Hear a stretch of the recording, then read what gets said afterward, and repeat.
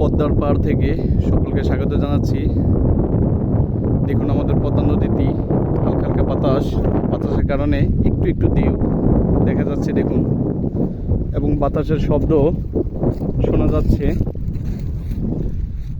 আমাদের এই পদ্মা নদীটি বাংলাদেশে সবাই চেনেন। এই নদীটি আপনারা সবাই জানেন, এই নদীটি প্রচুর ভাঙে, সেই জন্য এই নদীটিকেই সবাই সর্বনাশা পদ্মা নদী বলে থাকেন। এই নদীর কাজ হচ্ছে এই পার ভাঙে ওই পার চর পড়ে, ওই পার ভাঙে এই পার চর পড়ে। বিগত দিন আমাদের এই পার দিয়েই নদী ভেঙেছে এবং ওই পারে চর পড়েছে, এবং কিছু বছর যাবত দেখা যাচ্ছে সেটা উল্টো হয়ে গেছে। পদ্মা সেতু হওয়ার পর থেকেই নদীটি ওই পার দিয়ে ভাঙে আর এই পার দিয়ে চর পড়ে। দেখুন চর পড়ে নদীটি একেবারেই ছোট হয়ে গেছে, একটি খালের মতন। দুই পাশে দুইটি খাল, মাঝখানে একটি চর। এই হলো আমাদের পদ্মা নদী। দেখুন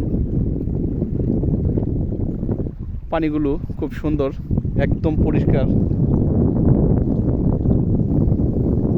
যারাই পদ্মার পাড়ে আসে, ঘুরতে আসে, সকলেই এসে এই নদীতে গোসল করে যায়।